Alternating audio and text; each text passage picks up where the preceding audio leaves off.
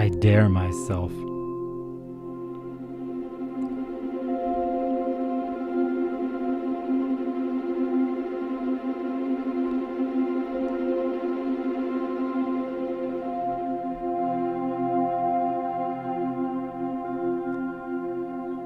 Every single day, I look at myself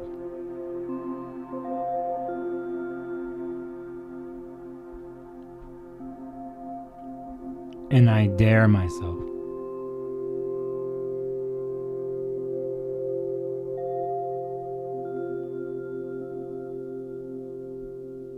This usually happens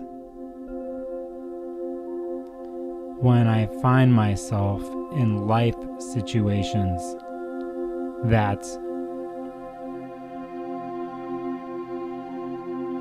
fall into what is expected, normal, and life-sucking.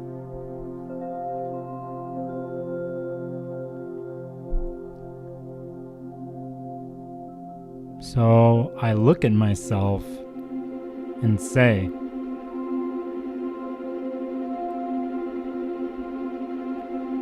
I dare you, Nicholas.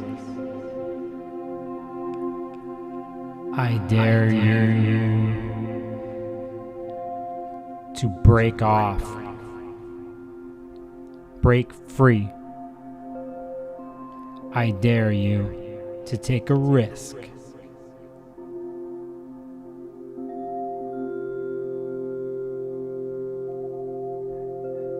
The outside world comes in and immediately tries to interrupt my ritualistic connection to myself.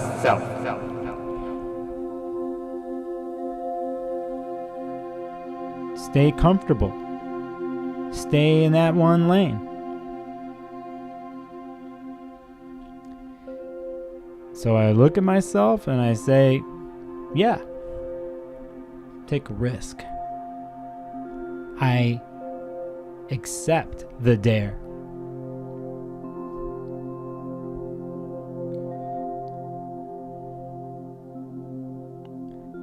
This last acceptance that happened,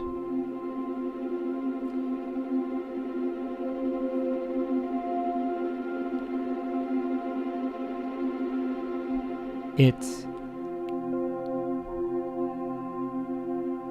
made my heart soar.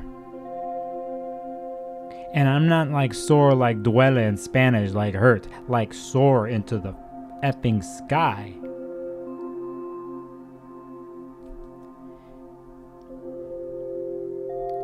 Because what came next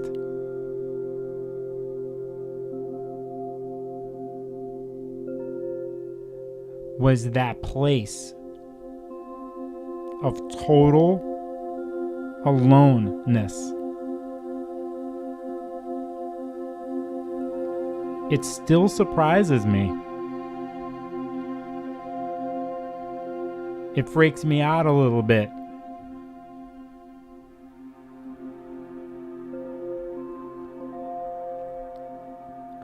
But then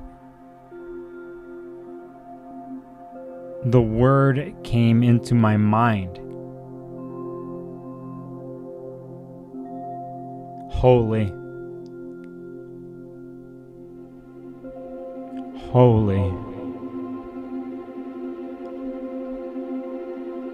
Holy in the temple.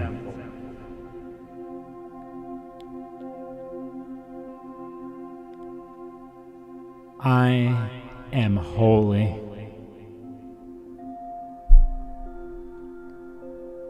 And this place is sacred.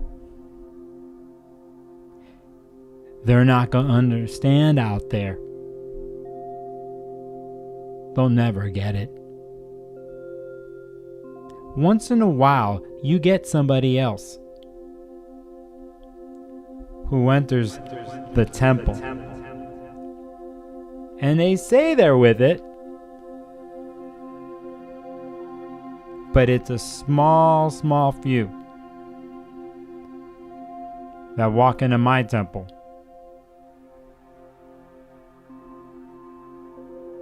Who dare to walk into my temple.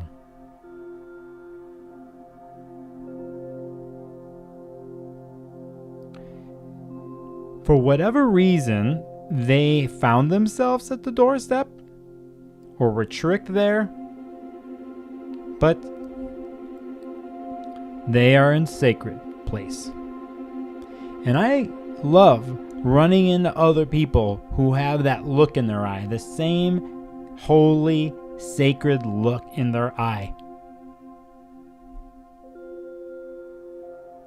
So in these situations, in these places,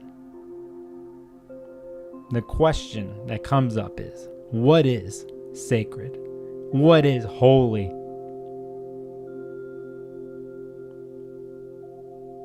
For me, it's to be alone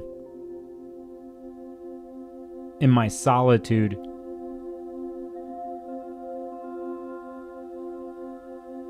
But there are times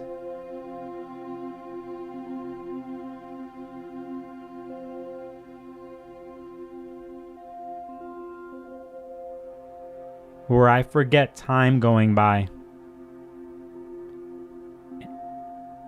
and realize, even in solitude, that something can be missing. And that is the energy walking in through the temple door, the person who dares. And then I dare to step towards that place, to open the door.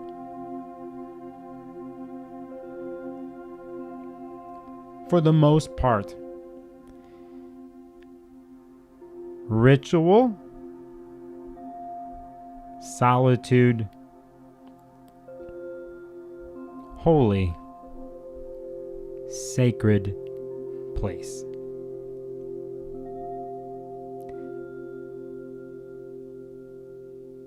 The regimen behind that?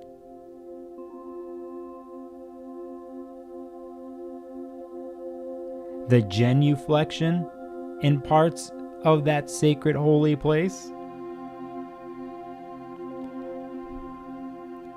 The details every day, over and over again.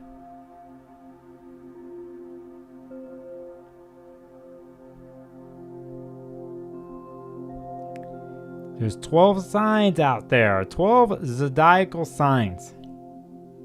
Each one, I think, has their own way of doing things, but I'll tell you. And this comes from the mercurial in me that rules the Gemini and Virgo part of me, the Pluto in Virgo part of me,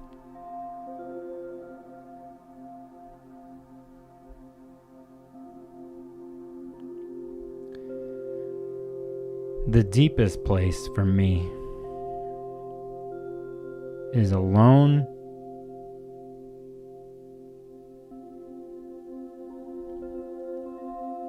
in solitude, putting myself back together again.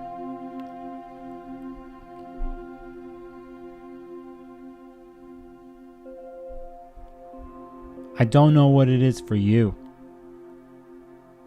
but I'll tell you, that sign of Virgo, they know how to do it. When they are dialed, they know this sacred place and ritual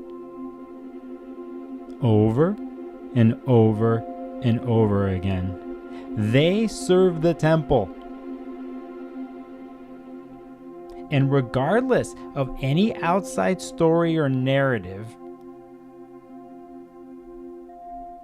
they stick to the regimen. This is what they show us. This is what they do. They take care of the holy place.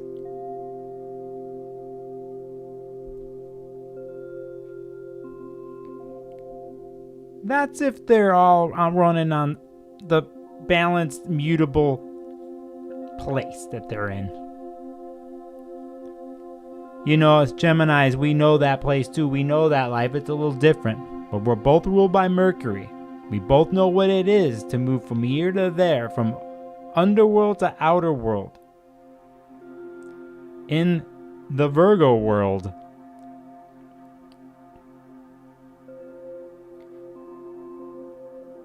cleaning the temple floor, dusting all the altars, cooking the same meals at the same time, the little things, the details.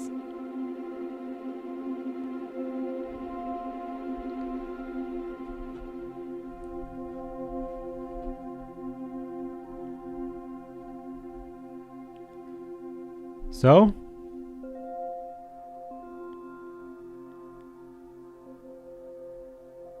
just when all seems messed up and lost, out of sorts, playing by the other people's rules, remember,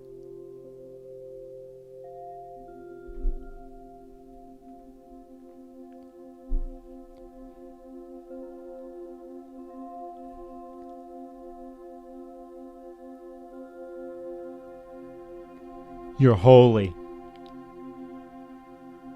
I am holy.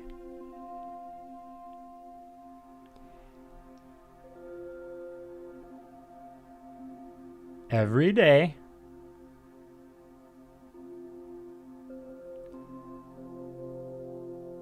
all the time,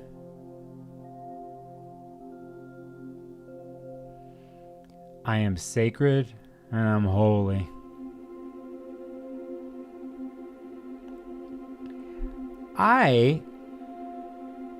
Even in this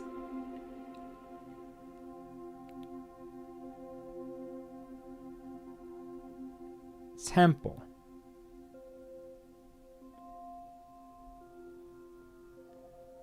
just for fun, like to move a couple things from here to there.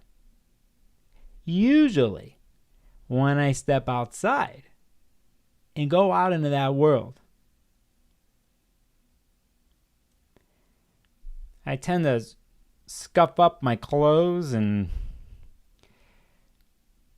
get my hands dirty. And I like that. I like it. I like falling down, crashing and burning, because I know that I can walk back into the temple. Sometimes we forget about walking back into the temple and 2 months go by, 4 months go by, 5 years can go by.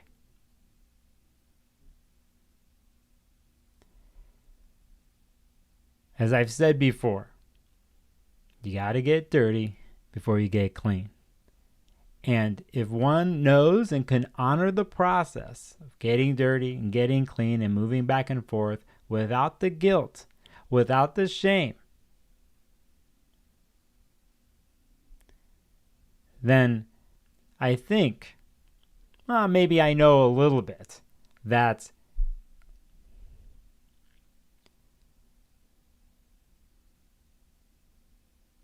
the path to my holiness has to do with the process, the regimen, the system, the details in that system, and the service to it.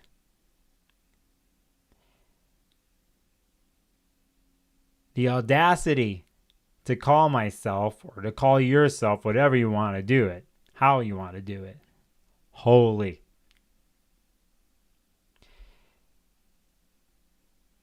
Saturday night here where I'm at. Moon's in Leo. We're in the balsamic place.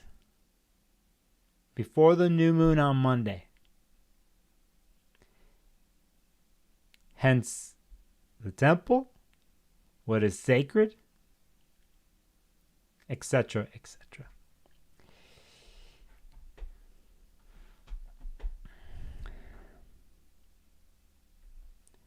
Dare to do it. Dare to make a reel that says, I am holy. And who knows what the hell anybody else thinking is someone putting themselves out there to go, I am holy. Like, who gives with the balls on this kid to do something like that? It doesn't matter. It doesn't matter because what I'm doing is when I'm constructing the reel or the graphics or whatever else, I'm looking at the camera, I'm just talking to myself. I'm just reinforcing it. I'm reinforcing it out in the world.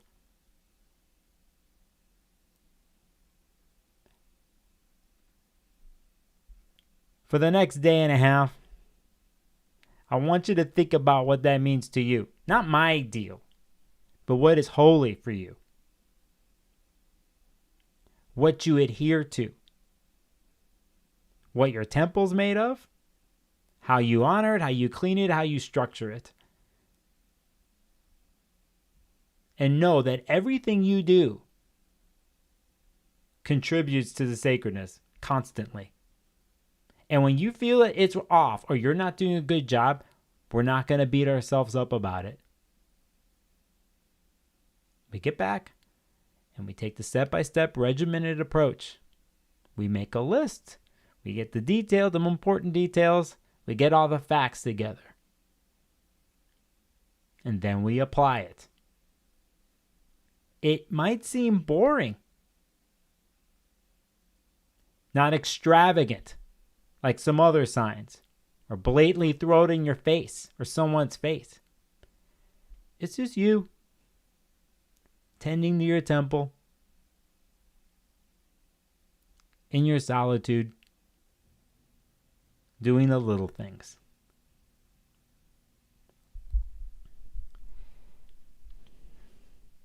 Hi.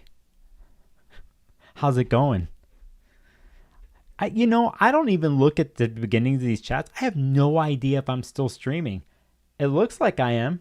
I'm 20 minutes in. That went against... yeah. I think it's fine. Well, a lot to talk about here. And I'm going to try to do this in a nice paced way and not blast out at you. I told myself, do a 5-minute intro. And I'm like, it's Saturday night. How can I do a 5-minute intro? Got these weird sort of lights. Am I bright enough? I'm going to do one light tonight, maybe. I don't know. Where are my menus here? There we go. I'll make myself a little brighter. Hi, I'm assuming y'all can hear me. So let's do this. Johnny Newton, I see you in chat. Hello. House of Twigs, hello. Good to you. Escape. Jagger Waters, good evening. GME, let's do this. Along with Alyssa Lynn and Esmeralda, Creatrix 2. Mystery Cat, number 9. Scorpio Muse. GME, Angela. I see Angela's here. CC99, MC, GME. That's kind of rhymes, all of that. Let's see what the hell's going on here. Is this stream actually working? Ardquark in the chat. In the chat. I have to test something here in my temple. I have to see something. I have to reiterate something. I'll change it all. I see GRP Jelly too. Let's see if this works. Let's see if I write something. Let's see. But this time I'm going to change it. Okay?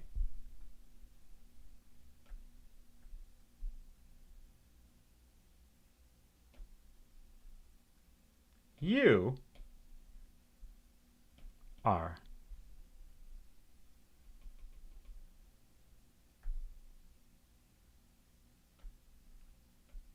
you are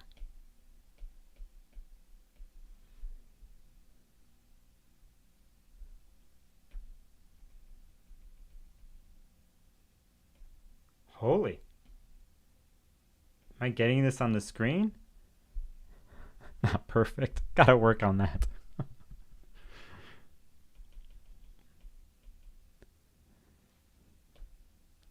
Ah. Holy. You.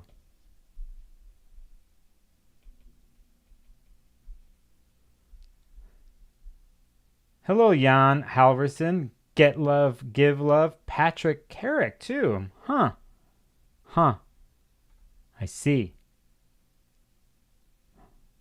I see what's happening here.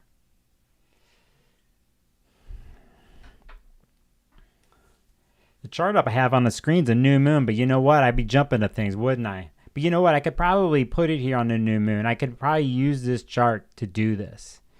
And I want to start off with a couple of things. And these are things that you probably know about already, but it is part of this chart that you see on the screen. And let me make sure I'm here. Do I make myself brighter? Did I turn the other light on? Give me a second. All right. So what we are looking at is the new moon Monday. Sort of what my stream's about, isn't it? We will go blank. But we should talk about something first. And it's something that's happening here within 12 hours, a little less than 12 hours from now. And it has to do with the planet Uranus. And as you know, many of you know, Uranus has slowed down here for a little bit, for a while now, and at 27 degrees, and is stopping to do a retrograde cycle. And let's just point it out in this new moon chart. Here is Uranus 27 degrees. If you recall, it wasn't long ago during the full moon in Aquarius that we had Uranus square the 27 degree full moon. What I'm about to say is a special message for those who have fixed things in their chart. Let's say between, I'm actually going to say between 23 and 27 degrees fixed. Okay, so let's just keep it real there. 23 to 27 degrees fixed. Okay, because this situation happening here with the full moon we just had. Before that, we had a Mars-Uranus conjunction when Mars was in Taurus. This was all summer. This is all in the last 2 months. We had the full moon, and here we are. Uranus is stationing here on Sunday, at least where I am, September 1st at 8:17 a.m. in the morning. I want you to understand at least my initial thoughts about this. Well, I mean, got long fates tonight. That I think for those who have those degrees, I think this is, you're feeling it. It's there. I think other people might catch it a little bit at different times of the retrograde transit. But for those who have 23 to 27, 28-ish, I'll say 29, you know, these later degrees and fixed, this is a pretty big moment. And we have to remember with Uranus stationing that we have... we do have things that can come out of the blue and unexpected, erratic situations. And I'm really focusing on those who have these degrees. There's a liberation that wants to happen that hasn't happened yet for many people. The storyline is in play, though, that's for sure. I think it being in Taurus brings it is more fixed and firm and stubborn as much as it can be right now. And these are difficult situations because with a stationing here, the tension from a fixed sign when it's at its most tight and stubborn is just ruthless. And the situations come to a head if you're falling in these degrees. You know that there's a story been going on there, and you know, Uranus has been moving forward, slowing down. You've had some clues here with Mars-Uranus conjunction in Taurus. You had the full moon here before several weeks ago. So there's no avoiding this. If you're in the camp where you have been on this story and moving, it's liberating. It can be off the bat. But if it's an inevitable story that you've been pushing out, or you don't even know that you're pushing away or don't want to deal with, it's coming to a head.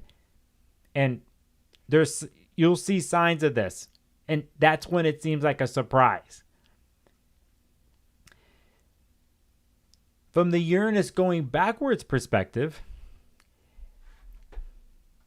in a sense, it's going inside a process and doing that process, you could say, internally in the story, in the narrative.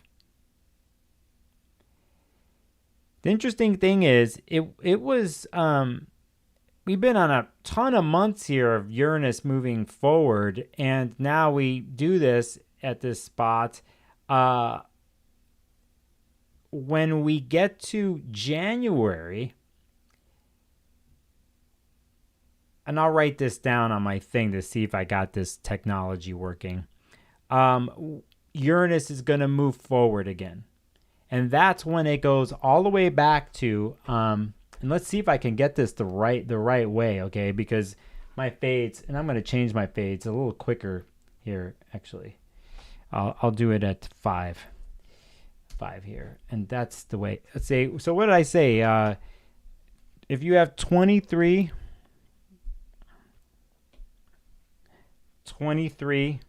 to 27 fixed, okay? That's the zone. That's the zone that we're dealing with. That's the zone we're going to go through. And when we get to, I think it's January, or they're going to let me do this again, this app. It's January 30th. Okay. I see what's going on here. Let's see. I'm going to go here.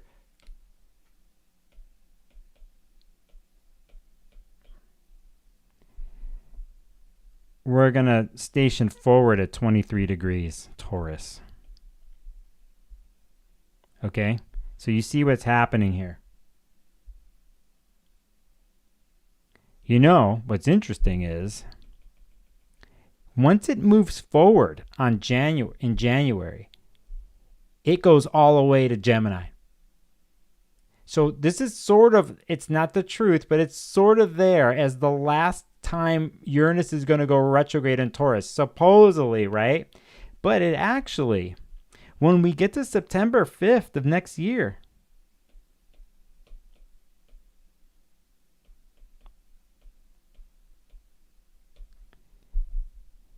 Uranus will go retrograde again at 1 degree Gemini.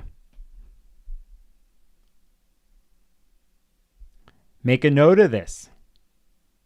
And when we get to farther, that's like September 5th, 2025. It's like a year from now. And then it's going to go back all the way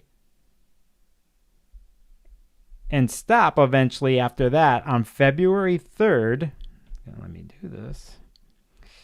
On February 3rd, 2026, Uranus will station to move forward at 27 degrees Taurus. Do you see what's happening here? This is how the cycle works. So in February 3rd, 2026, we're going to hit this 27 degree place again. So get this in your head. So if you have stuff here, you got a long story, you got a road here to go. But you're at the you're this is the heart of it, this particular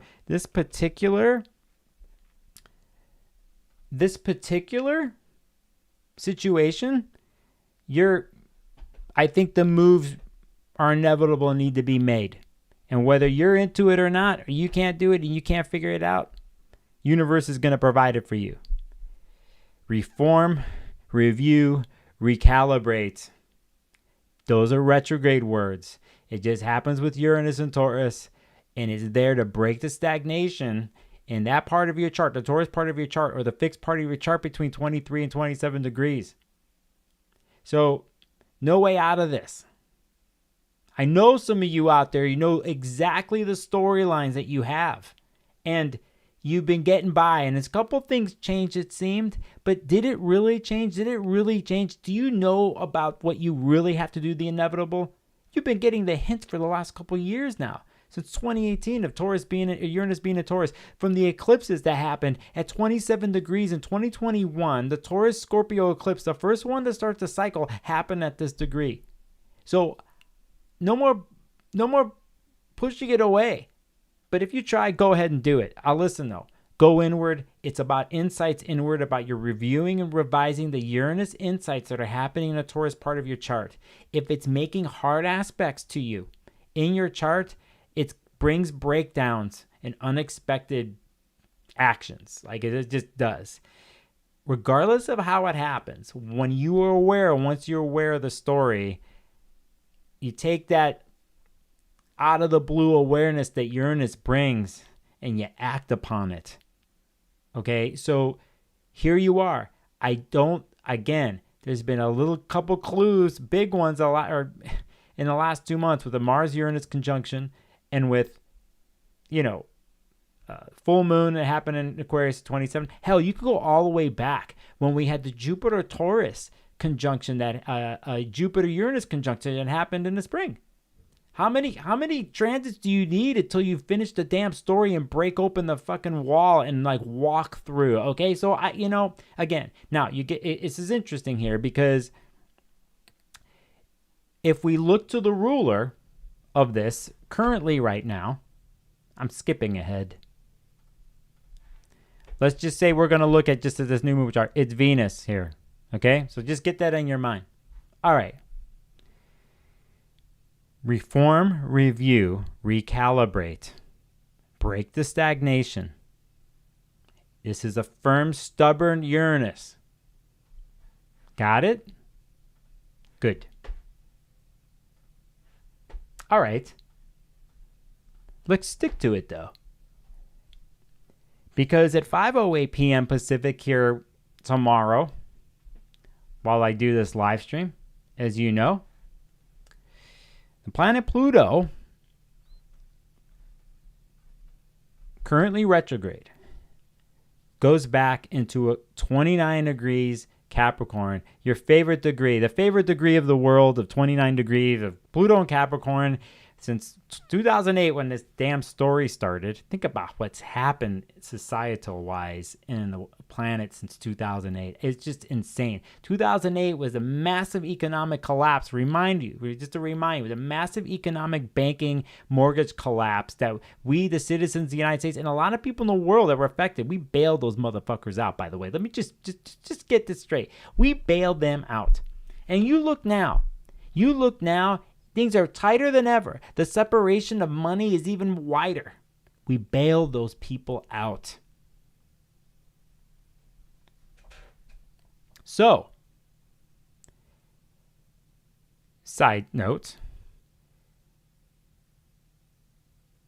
Pluto does this and is in the 29 degree space of Capricorn all the way until we get to, I'll do this here. I'm watching the chat. I'll do what I got to do. If you feel me here, you know me. I don't give a shit. It's my temple. Hell, I'll do it right here. So,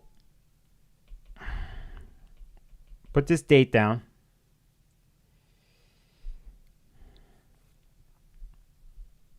Did I get this? Yes. I'm going to do it this way. Let's see if I could do it. It's October 11th that Pluto stops going retrograde at stations. Okay? So Pluto's going to move forward.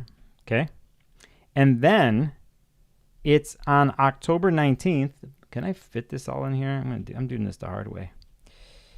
Then it's October 19th,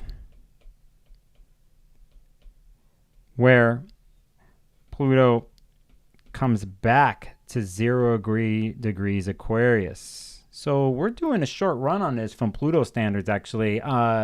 Because it's in the middle of a retrograde, it's just happening within the retrograde to switch up of signs, but that is. So basically from now to the 15th of October, or the 11th of October, you can see how that week is huge right there. If you look from 11 to 19 is what's going on, and you could see what's happening there. So these are dates to, to deal with. Give me a second. I'm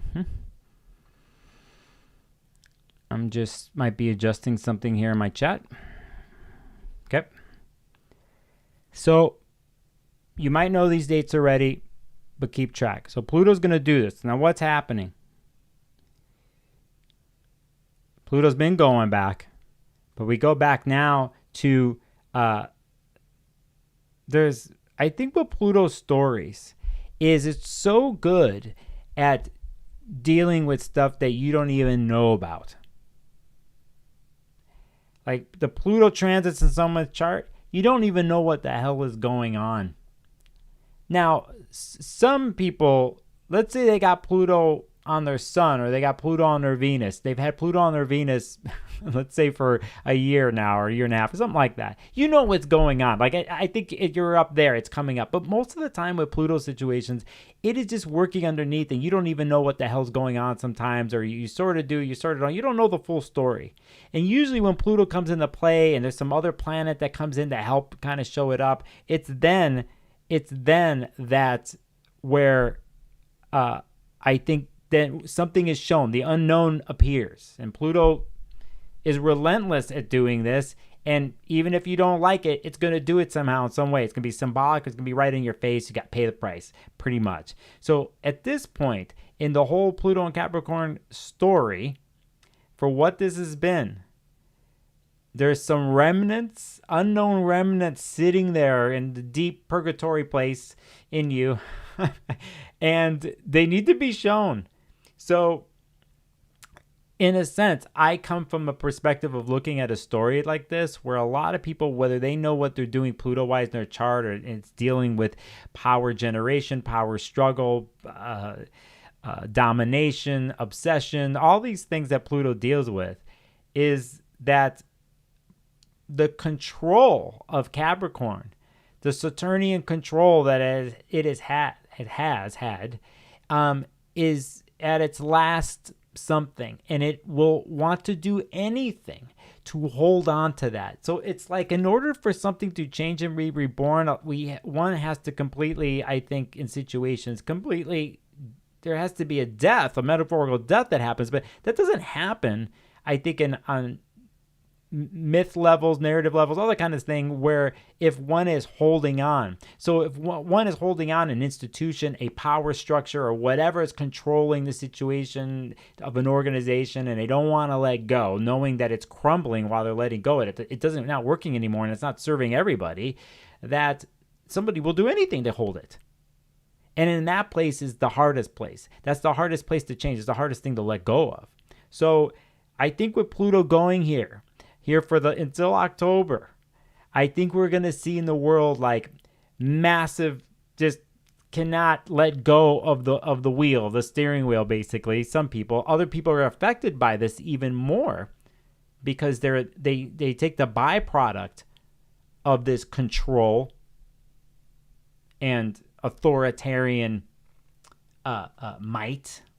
So I wrote here that it's the last power hold on what seems to be previous full control. It's a resistance to death, is what I wrote late last night, and I wrote a confrontation.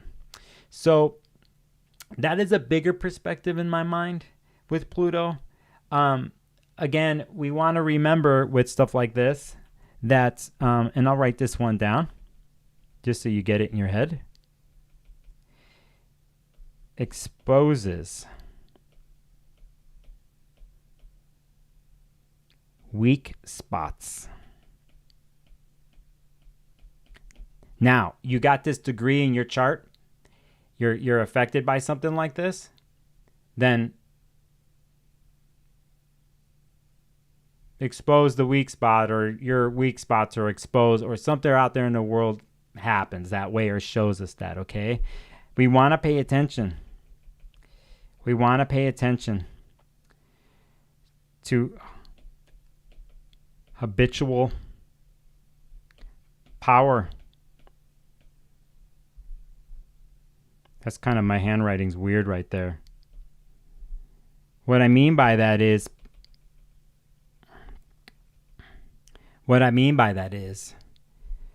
the place, okay? The place we feel, this is going to be weird, hungry.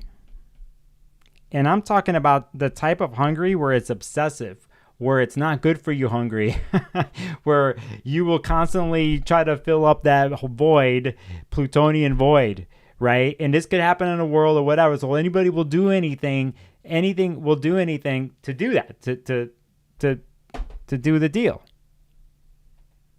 right? So, yeah, okay. So, what else I wrote? Place we feel hungry. And then I want you to use your magnifying glass.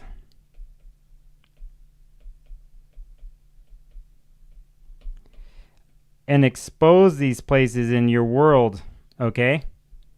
And really dial in and find the unknown rotting remnants here in this degree. Now, if you're, again, I think if you're a 28, 29 cardinal, right? Cardinal person, you have degrees there.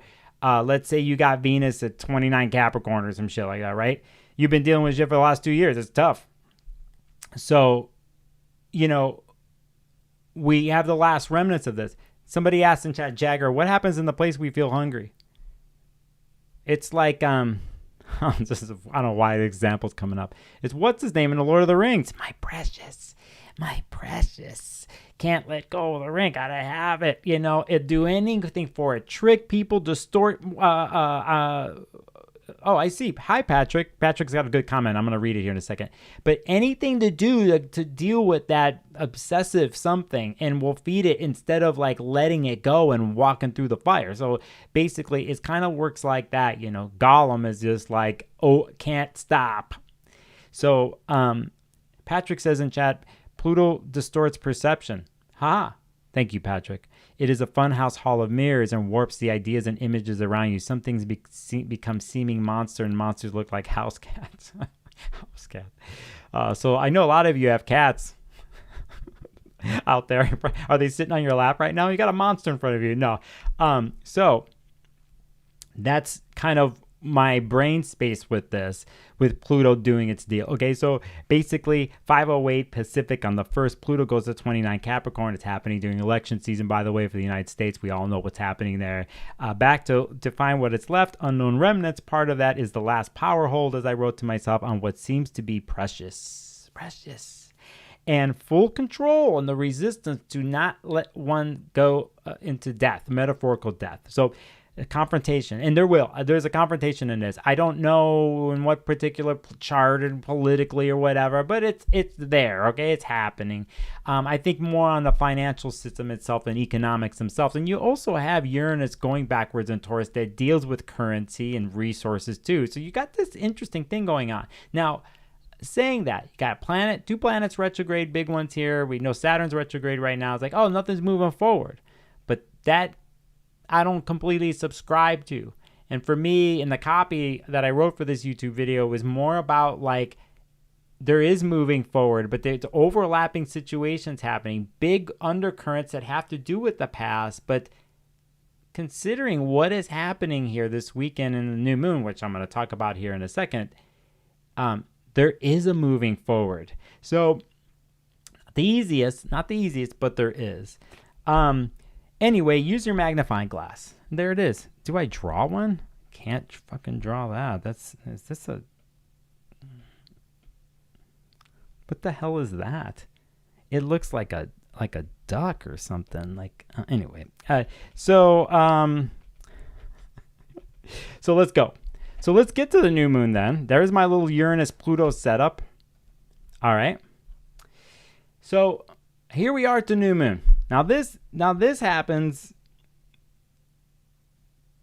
And let me make a point of something here, actually, because I could do this right now. I just want to see the chart for right now, actually. I want to see the chart for right now because I got my reasons.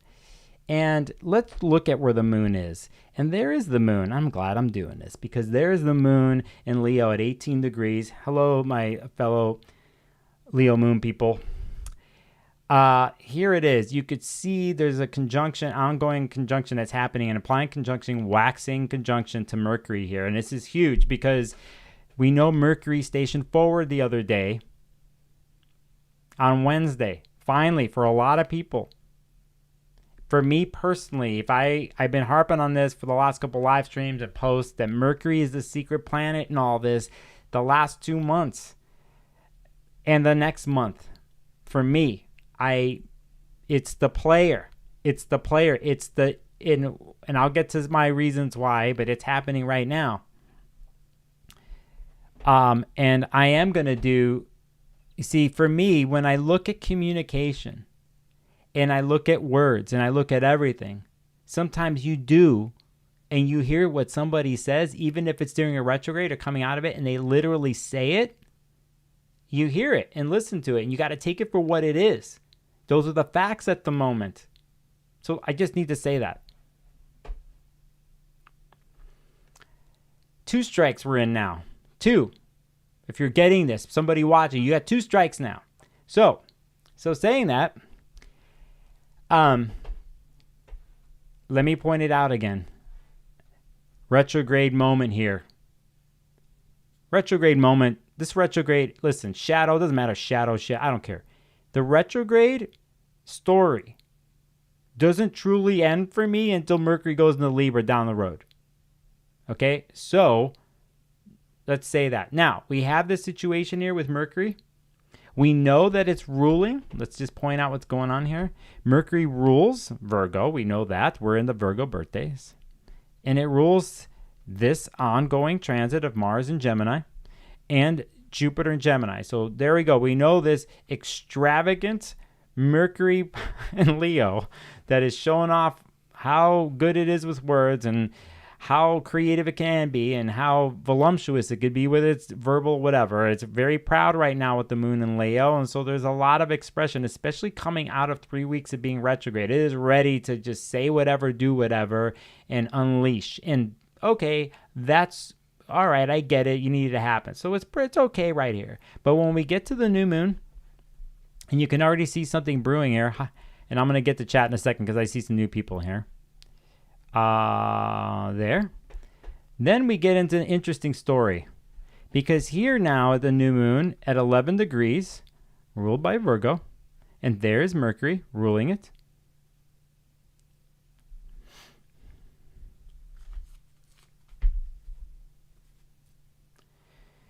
To me, this full moon is welcomed, but it's not easy. So my reasons are this. Here, we will look at the major aspect of this new moon. Okay, so we already know Mercury rules it, but we got to go to something that happens on the same day officially. And there's Mars at 28 degrees, and there's Neptune at 29. It is that day on the 2nd. It doesn't happen until the new moon in Virgo happens at 6:55 p.m. on Monday, the 2nd Pacific time, 11 degrees. Later in the day, and it's applying at 9:09 p.m. Pacific on Monday. And for those, it's on the 3rd. We have this Mars-Neptune square that happens. And we know Mercury rules this right now. Okay. And we know Jupiter rules Pisces is in here, and it's ruled by that Mercury. So for me, this is a tough part of this new moon. When you have Neptune throwing its whatever's on there, because that's Neptune whatever's or who knows what, onto Mars. I'll talk about that, or onto Mars. So saying that, Mars and Gemini has already been pushing for weeks now. And then we had a retrograde Mercury ruling this. So we've had crazy retrograde stories happen, and it's still in play, right? So here's Mercury moving forward. Now we have all of that. That still rules this new moon in Virgo. Now let's just remember something. I started this stream talking about the holy place and the temple and what is sacred and what Virgo does in those places when it could be the job that's sacred, the whole life. It could be the kitchen. It could be whatever it is. It could be the Virgo part of your chart. But the monotony and the repetitiveness and the details and the to-do list and the regiment is needed. That's what they do. That's what they show us. And they show us the service to something like that. A lot of times you hear the service to something else, the company, the friends, serving people. That somebody's got Venus and Virgo. They're going to serve their partner, all that. But and it's a little bit more complicated than that, because when people hear the word serve, it's like, you do this for me. But that's the old way. When Virgo's running on all cylinders the way it should, it will serve a purpose. It doesn't mean they're losing themselves. They can. They definitely do this. They will lose themselves and sacrifice and be taken advantage of because they were waiting on someone to reciprocate or to understand the services involved. Doesn't mean that if they serve you, the Virgo serves you, that you own them. You don't own them ever. Now, they get stuck in places where then they end up being owned in a sense. But you don't own them. The premise is they independently, autonomously run in service. Service to their own temple, service to other people, service to a particular situation at a certain time using details and facts and regiment. Okay, so that shit is holy. Okay, so we know that. So if this new moon's happening here, we know Mercury's coming out of retrograde in Leo. It's not in Virgo yet. It's a little extravagant. We know that Mars is being squared by Neptune. Neptune and Mars and Gemini can overload, and Mercury's in a fire sign and Leo pushing it out and saying this stuff coming out of retrograde. To me, this isn't the best place to do complete outward motions. For me, it would be the thing of being more inward, Virgo, meditative, regimented, disciplined, chill, no drama. But how you going to get away from it when Mercury's in Leo, coming out of a retrograde? So that's what I see. I see the mind going in too many places. Gemini, too many irons in the fire, with Mercury fueling this. Neptune puts a square onto, or puts its no boundaries and elusiveness and its instability. It's basically putting instability as a square aspect to the Mars and Gemini. Mercury and Leo's got something to say. I could see some argument happening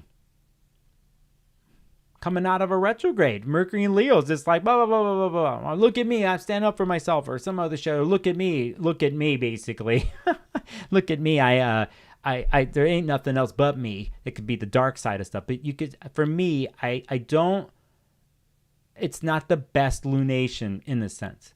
I like it for a doorway, that is for sure, and I'll get to that in a second. Overloaded Mars and Gemini because of Neptune square. Now, so my other thoughts about this has to do with the other major aspect that I see on here, and it's here. And it's Venus conjunct the node. And we know that the South Node, what it means. Listen, you're a Venus in Libra and you got stuff around these degrees. Don't go shopping this week.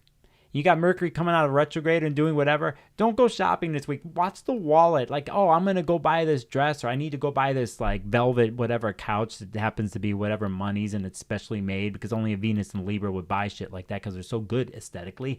That the overspending because of the connection to the South Node. They're just it all goes out the door, flushed down the toilet. Now, that's an example. Relational activities, no boundaries, connected to the South Node, down the toilet. You could see here now that Mercury's all funky, and we have a Mars, pretty much Mars and Venus in this chart have no boundaries, or it has no container, and it's complete, and it's in air. They're both in air signs, and it's all up here in the mind relating to sociability afterwards. So you could, for me, you could see how this is blown out, or how it could be. And we're basically touching an eclipse point here, the eclipse story for those who have Aries, Libra South Node, or Libra Aries connection, right? But anyway, there's Venus conjunct the South Node. I'm going to go get this I'm going to get this new whatever, and it just doesn't fit right. And you lost a ton of cash afterwards, and you can't return the damn shit. So, example. So anyway, I wrote, blown out and open, careful with cash in relating scenarios with Venus and Mars and air signs with no boundaries here. So that is what's up. I see right there. I want to point out, and this is very important, that Mercury has a waxing square happening to Uranus. Where are you, buddy? You better make Uranus your buddy here. So 27 degree station Uranus, that's already bringing something. And here comes Mercury here. And it's going to be later in the week. It happens on the 6th, the third Mercury square Uranus situation here in the last month and a half or whatever. The first one happened.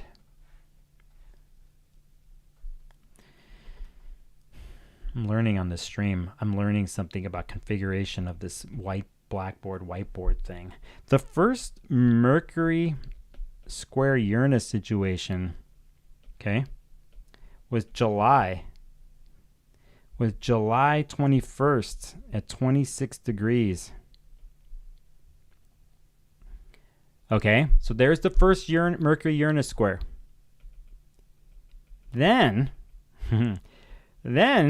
let's remember that the second one happened during the retrograde, and it was August. It's not that long ago. It was August 18th at 27 degrees fixed. So it's 27 degrees Leo, right? That was the third Mercury square Uranus. That's like a sad face, frowning square symbol I just did right there. Right there, you see? You know, it was the same day, if you remember this, as the Cazimi, as the Mercury-Sun conjunction that happened. It was the only light of hope right there in this little cycle here. And we know that within less than 24 hours, we had the full moon at 27 degrees Aquarius that I started talking about earlier. So here's Mercury up on the second hit right here, okay?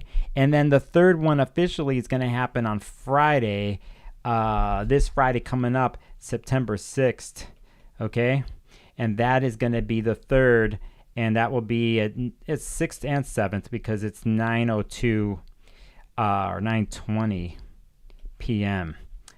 Uranus, Mercury. That's the opposite, but whatever. You know what I'm doing.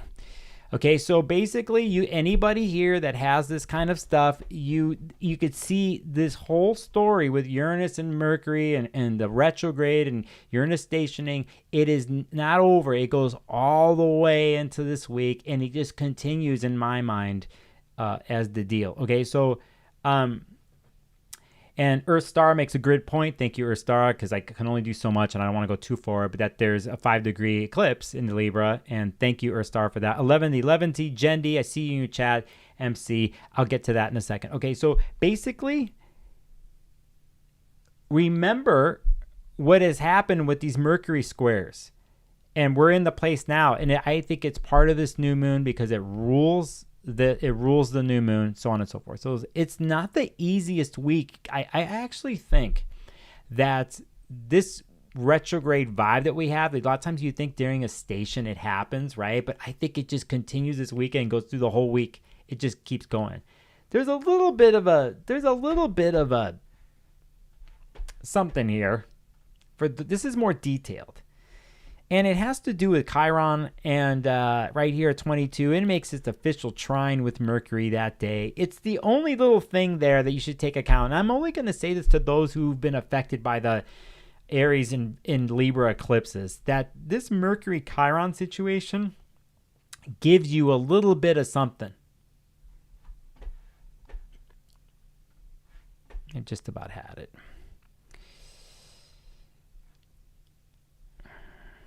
So, had it. So, to me, that is the crux of this new moon. I love it moving forward. I love it for the Virgos. I really dig it. It's just loaded with some aspects here. The reason why I love it, though, is because what Mercury is going to do once it enters Virgo, and I'll just mention when that is. It will happen pretty much just past a week from now on September 8th, 9th. Mercury is going to go into Virgo. Pretty much Mercury is going to make all the aspects that Venus and Virgo did, right? And for me, if I were to pick a time if you're affected, you were really affected by the retrograde and you got Virgo stuff, this Leo Virgo story that's happened, I really like it to help guide you, Mercury. There's 2 eclipses coming up. One of them is in Pisces on the 17th at 25. It starts the Pisces North Node story, South Node. The Virgos got it tough. It seems that way because they had Saturn opposite their world. They have this crazy Mercury retrograde transit that's happening right now that affects them. But I actually think they can get a plan, a way of redoing and re-regimenting themselves to take care of their temple, to bring back the holiness into their life, to find out the reason why I did this stream and call it the way it is because I think Mercury here, once it goes into Virgo and goes through the month of September, it can really give the tasks and the details that a Virgo wants and needs, regardless of how tough a situation is. A lot of times when they're stunned and they cannot move because Saturn's been opposite their world, they can't do anything about it. They're not inspired. They don't have their way of being in the world. They lost some of their holiness. They don't understand the temple anymore. The temple's it is out of care. They got to clean the temple. It's like basically Mercury is going to bring the messages from the retrograde. Remember, Mercury started its retrograde in it was the first decan of Virgo. That's where it started.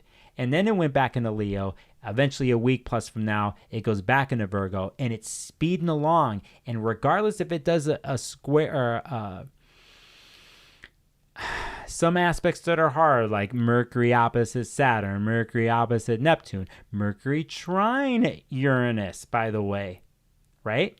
There is something there. And for me, I take the approach in my world that anytime someone can work with something tangibly in their hands, not some deeper outer body planet perspective shit.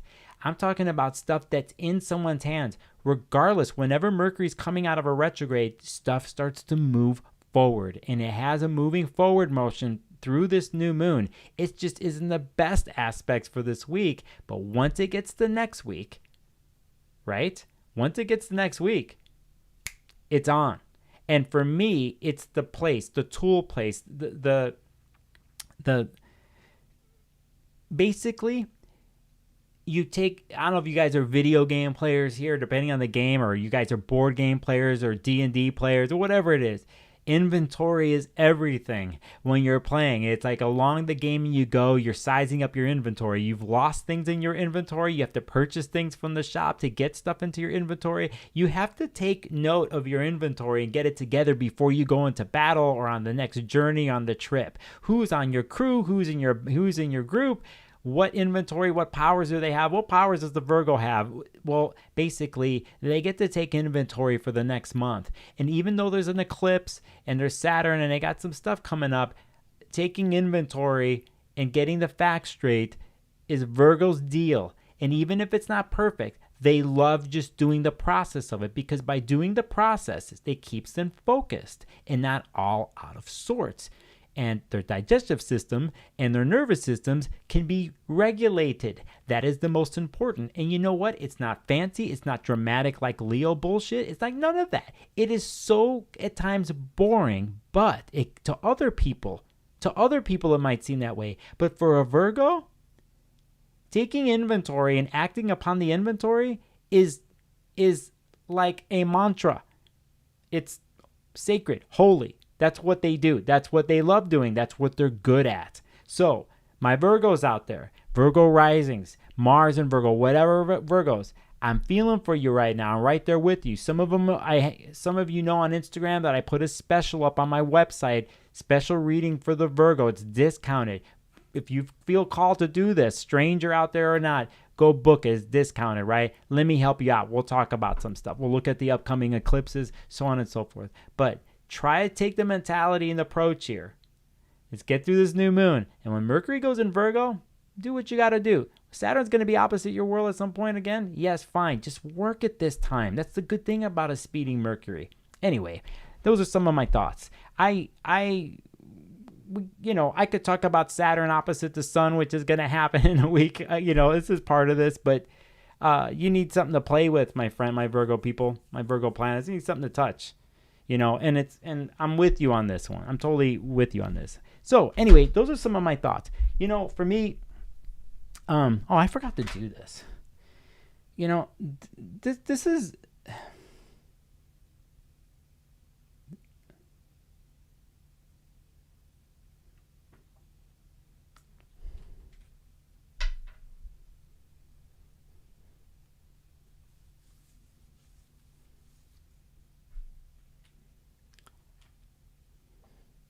some balsamic stuff, you know what I'm saying?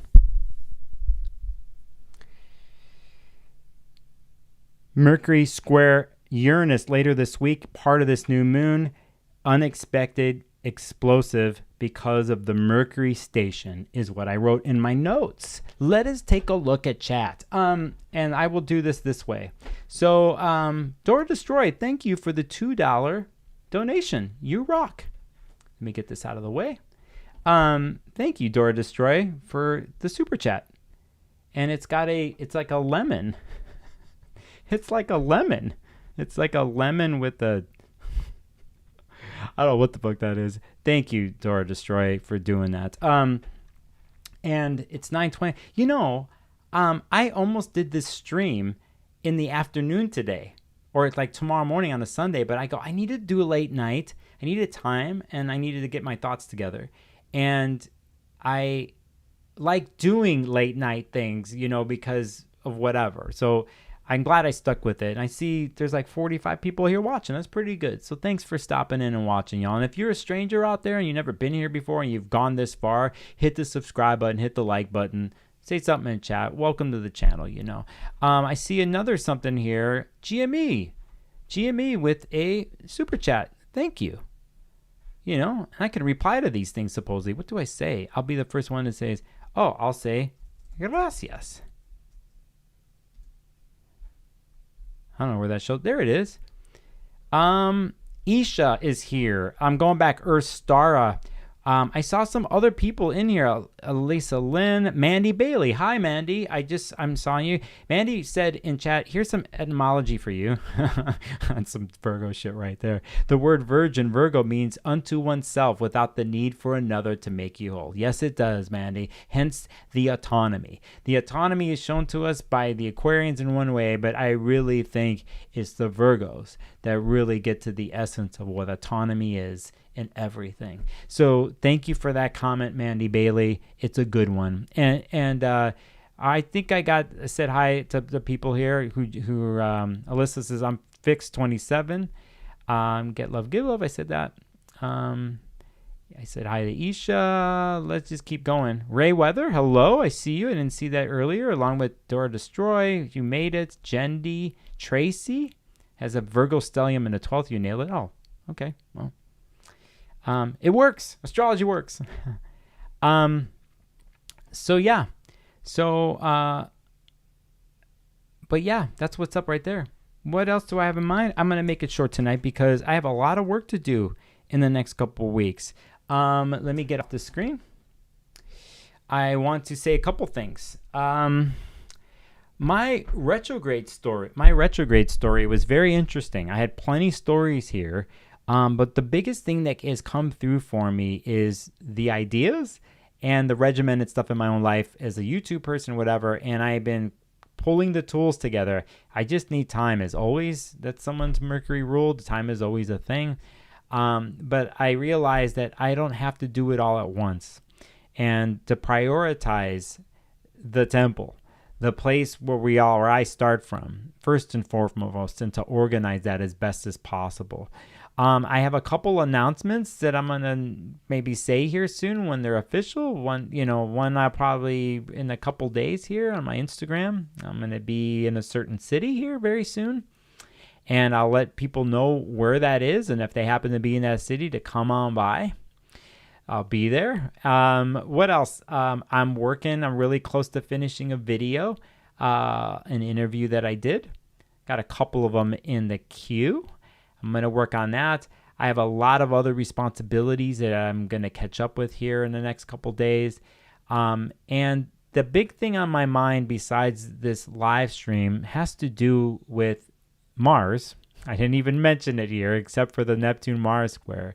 But many of you know that Mars is going into Cancer here this week. And that happens on Wednesday.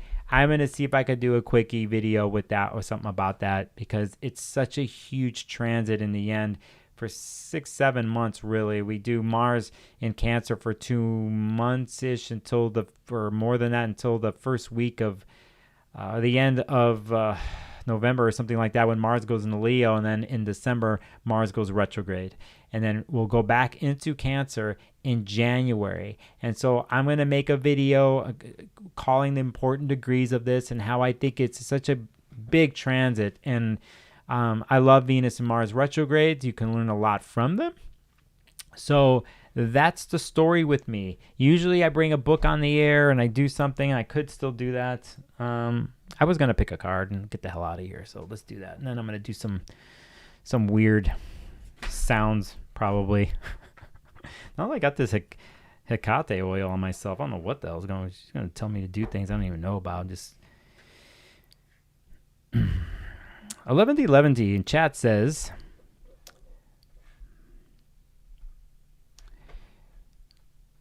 if the thin crust of civilization, why does that sound really good, thin crust?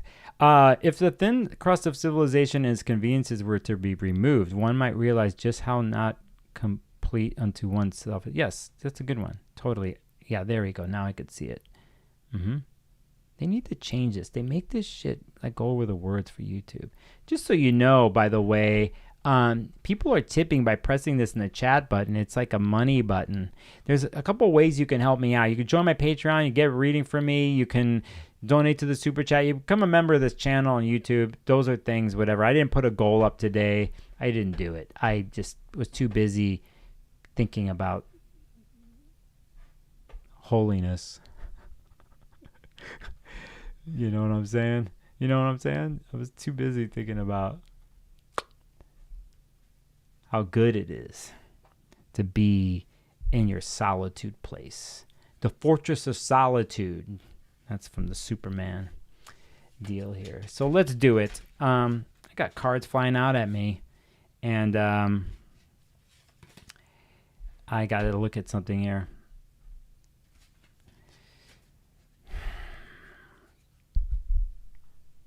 I might.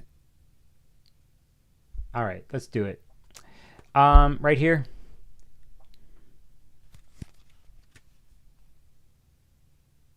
Haha, he's looking in the bowl. He's scrying there. Look, what message is going to come out to this person, right? What is this, by the way? It's the Delphic Oracle cards. Let's do it. These are weirdo cards, and so I will pick. And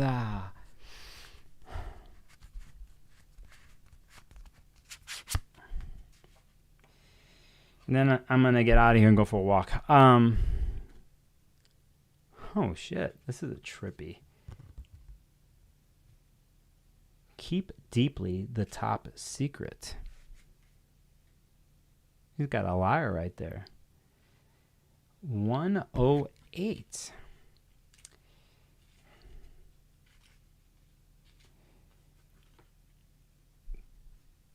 Keep sacred. I'm not joking. This is what it says. It says, keep sacred the secret entrusted to you, for that will decide about your honor. The gods look very keenly on our actions when we wear oaths and when secrets are entrusted to us. What is told to you in privacy, keep to yourselves. Sometimes you may think, oh, I will tell only this one person, and soon the entire village knows. Do not gossip around. Do not brag with the secrets that you know, even if you heard them not under oath. Be silent about what you learn as secrecy. This makes the trustworthy person. And I would say, is apropos to this new moon, because of what Mercury's doing and how outlandish it could be in Leo, the Mars square with Neptune. If we take the Virgo approach from balsamic to new, about being within, not throwing yourself in the drama and gossip, and just sitting and being with your secret and scrubbing your temple floors, I think is a good way to get through this week. I want to thank everybody for joining me tonight and hanging with me. I appreciate you even when you drive me crazy. Just hopefully you're learning too what to do and what not to do in my temple. Or else there is no more temple. My temple has disappearing act, by the way. So, thank you to everybody in chat. By the way, these oracle cards, Delphic oracle cards, you can find them on Etsy. There's a certain person on there. You can just do your thing if you're into them. They're a fat stack of cards, man. I mean, they're awesome. I love these things. I learned so much from these things, and you can do, the big, it's just a fat ass deck, and just the stoicism in this, and the maxims, the Delphic maxims as they call it. So that's what's up. Esmeralda, good to see you. Door Destroy, everybody here, thank you for supporting me, so on and so forth. I think soon my Patreon members and my channel members here, I'm going to do something this week that's just for you all. You'll see that. And that's it. That's what's up. That's how I do. That's what's up, I mean, then there's my intros and my outros. I mean, do I do this one?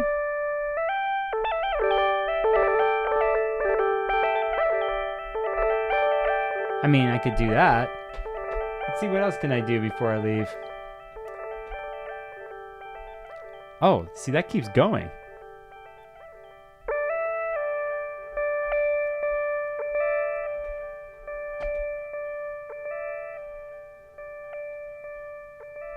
What is that? What? This is my temple acting funny again? What is going on over there? It doesn't want to leave. Look at that. It's so funny. Hey, Purple Thoughts. Hi. I love you, Purple. You were on my reels to promo this on my thumbnail.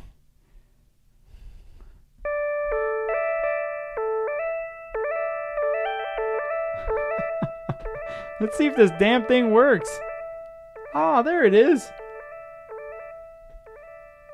Yeah.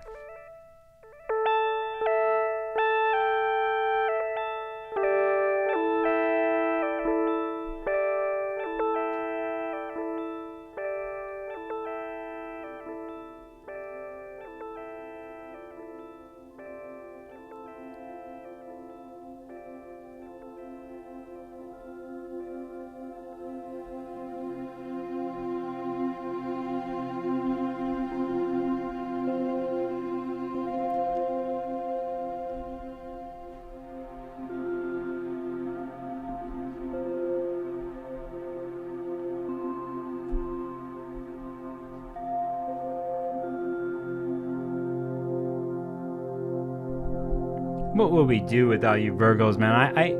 You Virgos, you got a special place in my heart.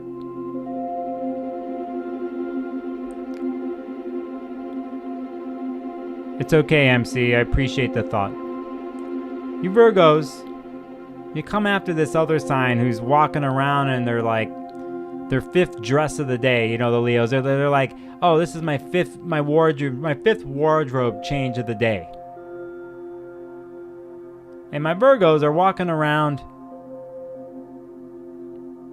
with some pants that they sewed up and a sweater that they made. You know what I'm saying? They're like, I made this. It's practical, you know? It just makes sense. Why would I spend my money on this when I can use it for my apothecary in my garden? Out of anything I'm going to spend my money on is the right tools for me to be regimented and to acquire information and facts and to apply them into the system. That's where they're going to spend their money. They're not going to show off. So, my Virgos, I see you. Let me make sure on this that we get this straight. I see you.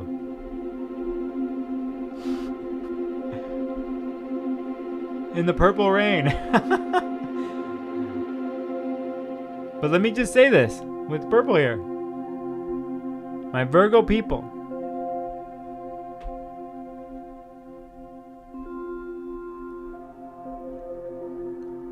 I'm dropping this in chat. Special reading just for you.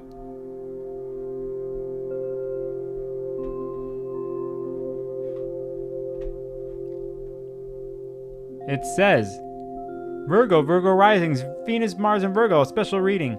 Eclipses are coming for you. Eclipses are coming for you. Add Saturn and Pisces and we have an overloaded narrative. Let me serve you. I will help you navigate the next 12 months. Let's find a way to clarity.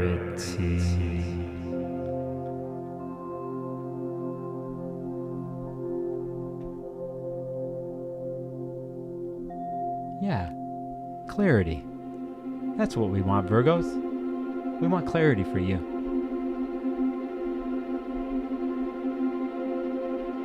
I love you all for what you do. And damn, when you're all happy, you're the sexiest thing out there. Even in that homemade something that you made, those socks that you knitted me, thanks. And I love it because you know the story of dominance and submission. You know what it is to get dirty and clean. And no one owns you. And because you know both sides, you ascend. Holy. No one owns you. And that's straight up attractive.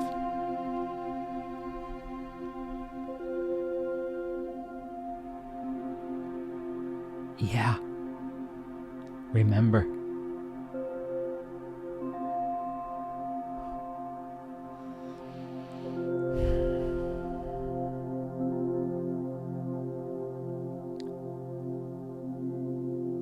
The inventory is everything.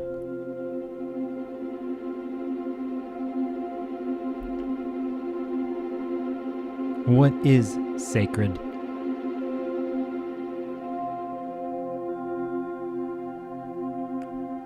Details are holy.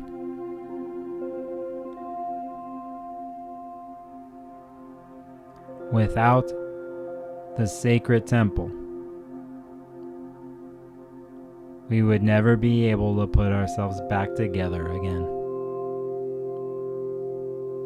So, my message to you on this new moon, people, and my Virgos especially, is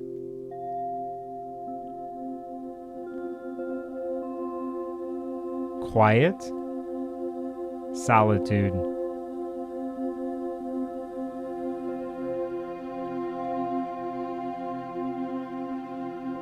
puts you back together again.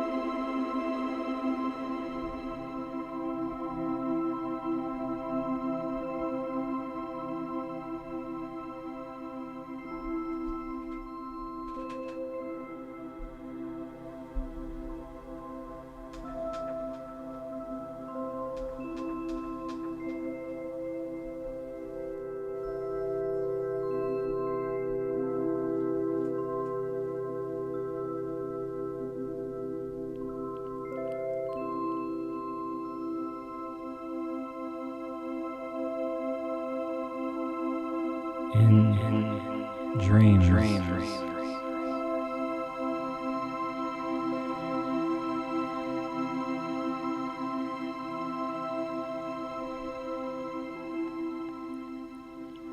In the darkest place.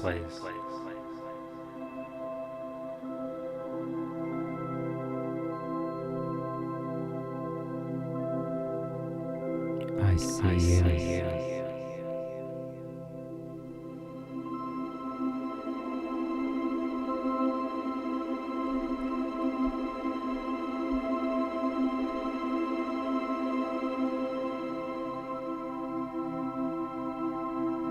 In dreams.